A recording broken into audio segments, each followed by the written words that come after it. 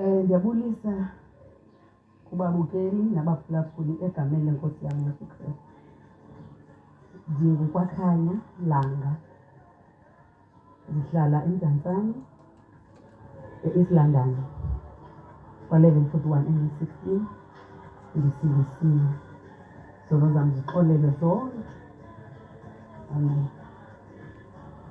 Ubukho bam apha ndizokuthetha malunga nento esiyenzayo esingumlilo gospel team. Eli gama okokuqala lithi mlilo gospel team ayilogama elalichongiwe lafowunishwa, kodwa lavela nje ukuba siqhubekeka esasiqale ngo-2003 ukucula noMfundisi uGcwala. Eli gama lavese lavela nje kodwa lafika lasanela. Salibona iligama esinokwazi ukuthi sibe ngumlilo gospel team.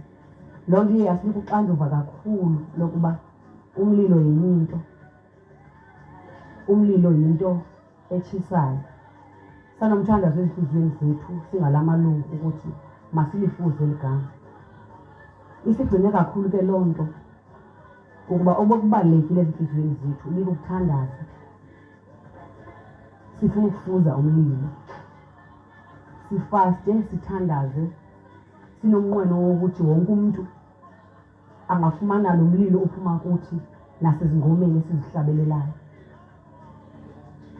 Ngoku ke silapha ukuze sithi kubabukeli ukuba singulo mlilo nisibona, asethembanga nto, sethembe amandla kaThixo. Nguye osimisayo, sisiqalo nesiphelo sethu. Uba sasiqala ngo-2003 kwakungekho lula, kodwa uThixo ube nathi kude kwalapha. Emnqonweni wentliziyo yethu ukuthi uThixo senga angenza ngokomfaneleko wezinto zonke nangokumfundisela ukuba sizibize ngokuba singumlilo gospel team.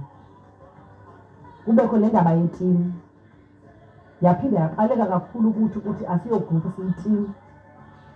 Etimini kuye kwabonakala ukuba funeka siyazile ukuthi funeke sinikene isapoti.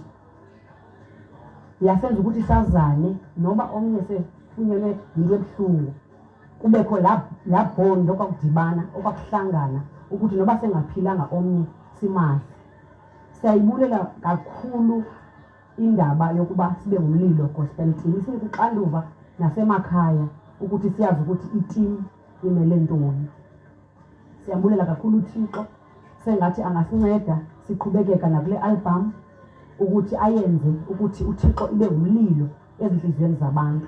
Uba kusithiwa kuyabonelelwa, simbonile nathi singumlilo ukuthi uThixo uyabonelela ezintweni zonke. Siwabonile amandla nasezingomeni esiziculayo, sambona uThixo esenza ngokwakhe. Siyabulela kakhulu, niyiphulaphule i-album yethu emangalisayo. Iqala idle thina sengathi nani inganidla egameni lomfeli wethu Yesu Kristu.